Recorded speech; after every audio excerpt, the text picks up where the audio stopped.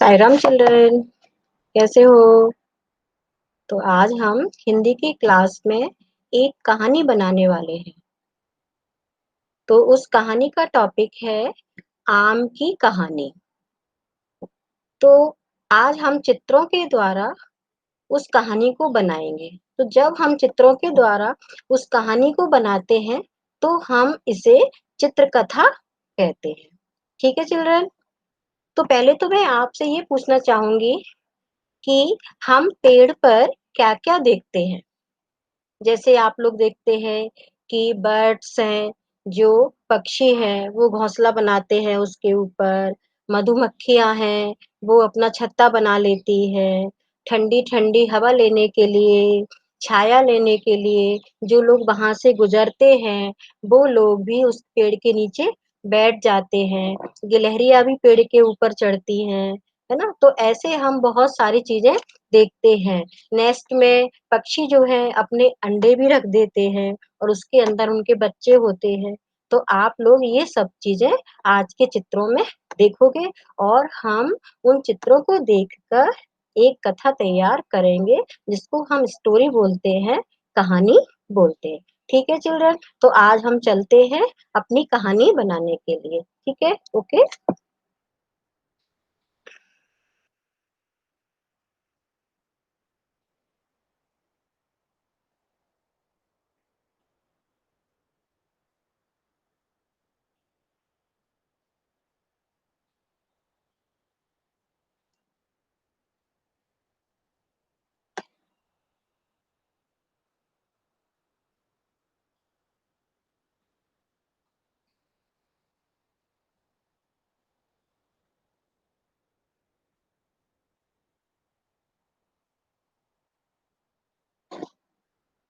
सबको ये पिक्चर्स दिख रही होंगी। सबसे पहले हम देख रहे हैं कि एक पेड़ पर एक आम लटका हुआ है, जो कि पका हुआ है और उसी पेड़ के पास एक कौवा है और नीचे एक लड़की खड़ी हुई है। उस लड़की को हम कोई नाम भी दे सकते हैं, जैसे राधा है, सीता है या जो भी आप चाहते हैं। इसके बाद नीचे देखिए कि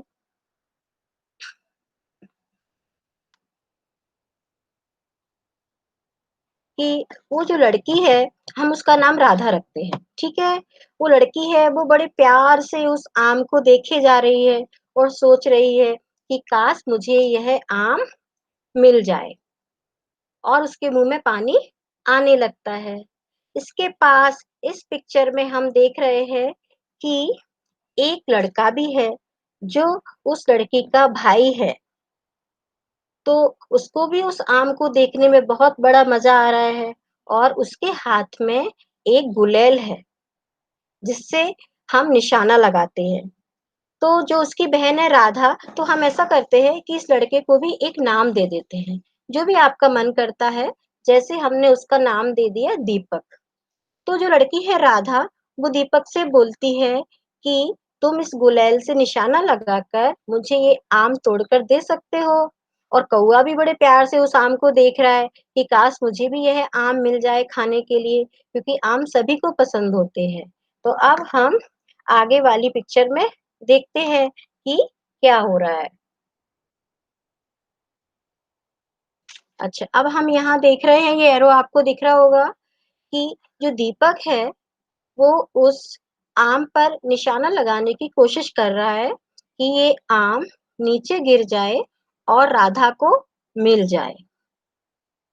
राधा तो सोच ही रही है कि काश ये आम मुझे कितनी जल्दी मिल जाए और मेरा मन अभी खाने का कर रहा है, जैसे आप लोगों का करता है।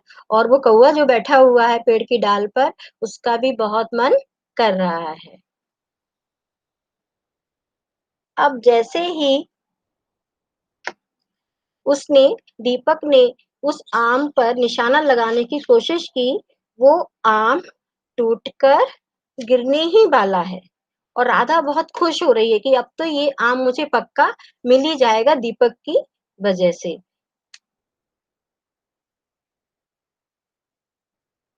तो जैसे ही दीपक ने निशाना लगाया, वो आम गिरने ही वाला था, वैसे ही उस कौवे ने उस आम को अपनी चोंच में ले लिया और राधा देखती रह गई और सोचती रही कि अरे! ये आम तो कौवे को मिल गया, पता नहीं मुझे मिलेगा कि नहीं।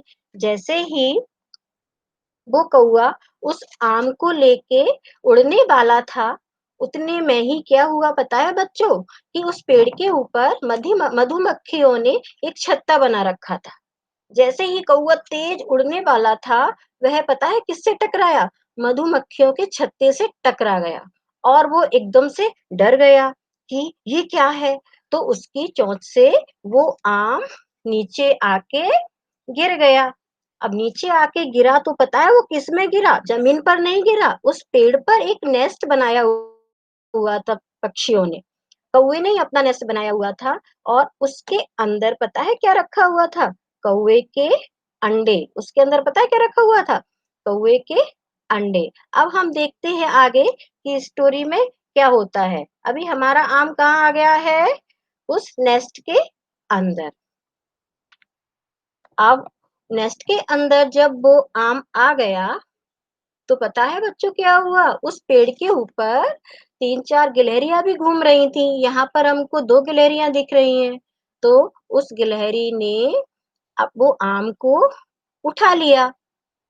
अब जैसे ही उस आम को उसने उठाया, उसका खाने का मन हुआ क्योंकि आम पका हुआ था, मीठा-मीठा था। तो जैसे ही उसने आम को उठाया और उसमें जो नेस्ट में अंडे रखे हुए थे, वो आम उस अंडे के ऊपर गिरा तो वो अंडे फूट गए थे। क्या हुआ था? अंडे फूट गए थे। तो उन अंडों के अंदर से पता है बच्चों क्या निकला? कौवे के बच्चे, जो आप देख रहे हो 1, 2, 3, 4 देख रहे हो ना? हाँ, तो उसके उनके अंदर से निकले कौवे के अंडे। अब देखते हैं आगे क्या होता है स्टोरी में। अब जैसे ही गिलहरी के मुँह से वो आम छूटा, पता है बच्चों कहाँ गिरा? उस पेड़ के नीचे एक राहगीर निकल रहा था, वो बैठा हुआ था, तो पगड़ी लगाया हुआ था, तो उस पगड़ी के ऊपर उसका वो जो आम था वो गिरा। अब वो बच्चे देख रहे थे दोनों दीपक और राधा कि ये आम इस पगड़ी के ऊपर है।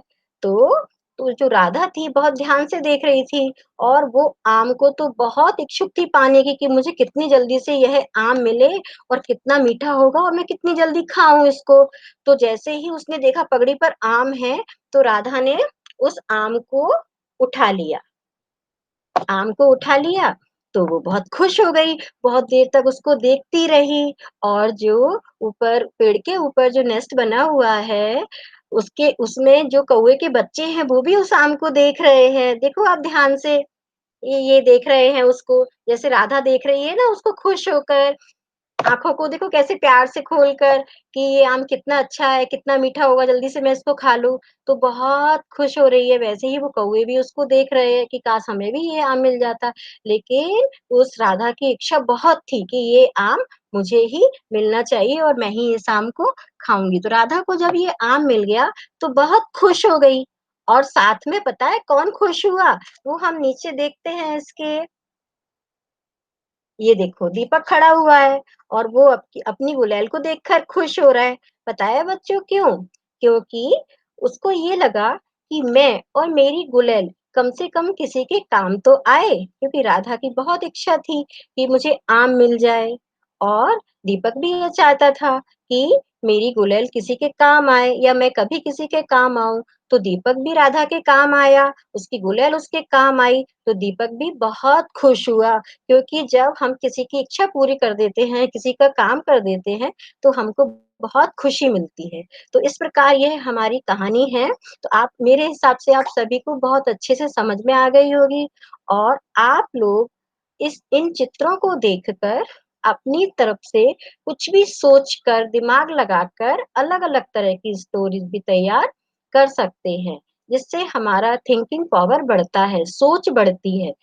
कई पिक्चर्स आप बना सकते हैं, फिर उनसे स्टोरी बना सकते हैं इसी तरह से।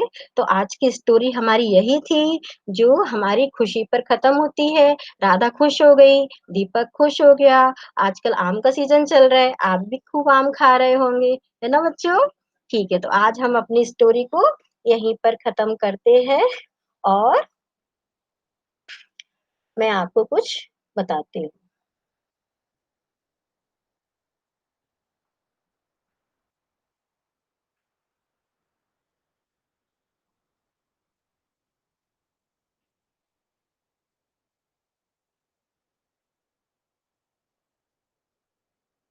तो बच्चों स्टोरी कैसी लगी आपको?